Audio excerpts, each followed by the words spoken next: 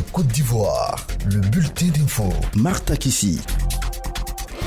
Bonjour et bienvenue à ce point de l'actualité sur le continent africain. Ouvrant sur le Tchad, où 22 personnes ont été tuées samedi 7 août dans des affrontements entre agriculteurs et éleveurs à 200 km à l'est de la capitale N'Djamena.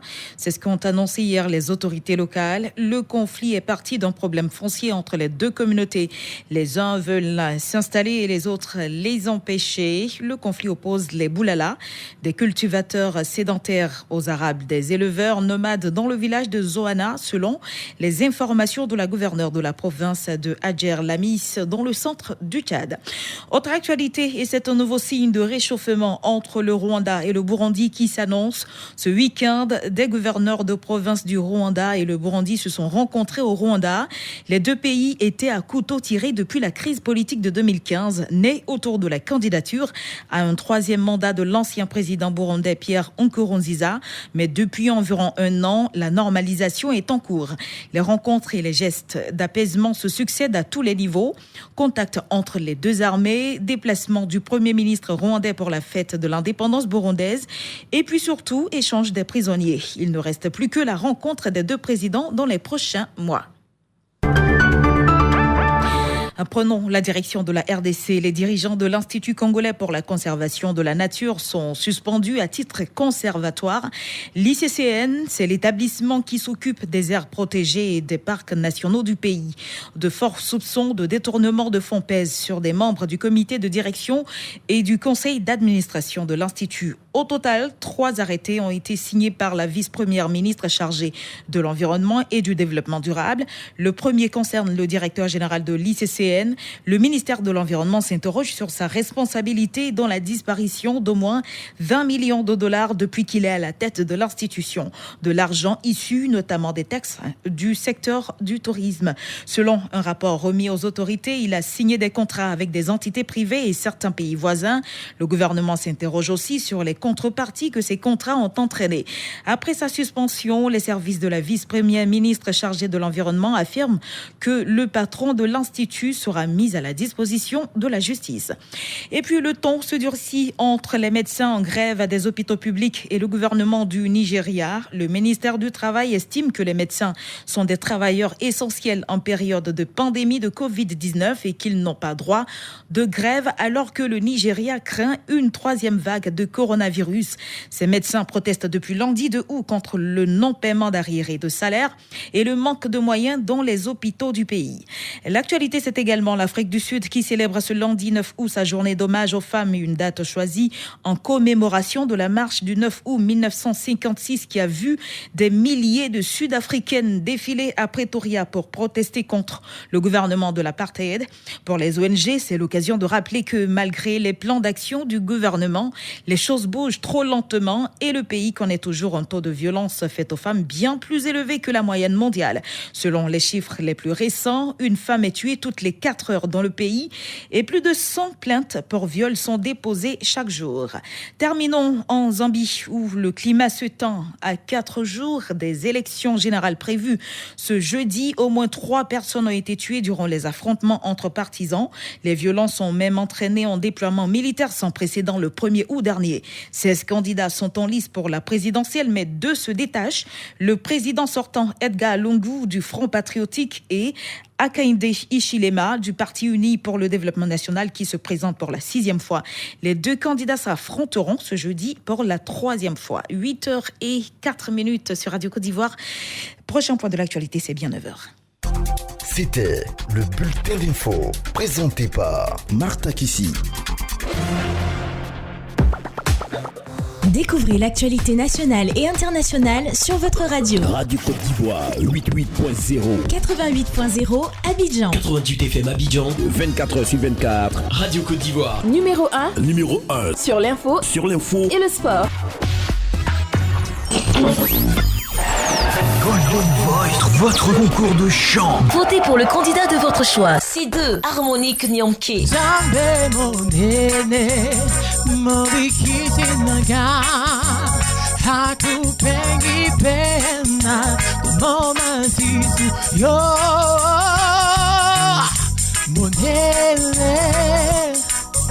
Monene ta monnaie,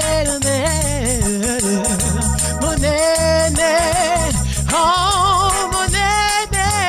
C3, Konon Kofi Prince Olivier. Si dans ton cœur est réelle cette promesse, quand vient le doute, lève-toi et confesse que Dieu est vrai et que sa parole demeure éternelle. Oh, oh, oh, quand il dit, la chose arrive. Et quand il ordonne, C4, Nyamba Sopi Junior. You do not lie, you do not feel. What is out for you to do? It doesn't exist, though. It can never ever exist, though. According to your knowledge and your will for me, what you say you are done, I just need to align you. Because you are not the man that changes your mind, though. Those that know you and trust in you, not in all season chariot, but the arm on flesh, no. C5, Charles Bolou. Mali yuni jamoka eno yuguli polenye. Moli yuni jamoka eto yuguli polenye. Lenyo niao na yu yale kuyo niao. Envoyez C2, C3, C4 ou C5 au 07 77 87 93 56 ou sur la page Facebook de Radio Côte d'Ivoire. Golden Voice, la voix qui fait vibrer vos sens. As I go to anywhere I flow, sometimes I believe, at times I'm rational.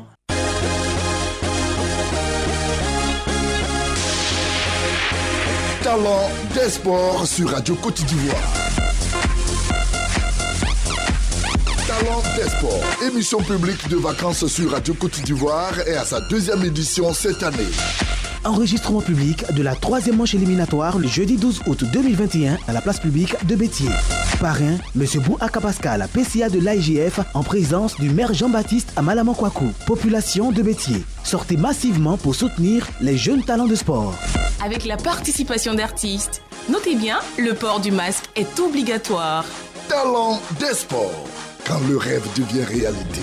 Talent de sport sur Radio Côte d'Ivoire, numéro 1 sur l'info et le sport. Radio Côte d'Ivoire et le ministère de la Santé, de l'Hygiène publique et de la couverture maladie universelle à travers ses programmes nationaux de lutte contre le VIH-Sida, le paludisme, le tabagisme et les grossesses à risque présente Radio Vacances 2021, le plus grand concours radiophonique intercommunal de Côte d'Ivoire. Thème, l'impact de la Covid-19 sur le VIH-Sida, le paludisme, le tabagisme, les drogues et de la santé de la mère et de l'enfant. Enregistrement de la 3e étape, le mercredi 11 août 2021 à 9h au foyer polyvalent Doumé, en présence de l'honorable Lagui Kwasi Joachin, maire de la commune Doumé. Radio Vacances, c'est le concours crack, le concours Warrior et le message de sensibilisation. Présentation, Serge Sopatrick, Adel Kwasi. Réalisation, Touré Mamadou. Population Doumé, venez faire le show avec Radio Côte d'Ivoire. Radio Vacances, c'est phénoménal et c'est magique.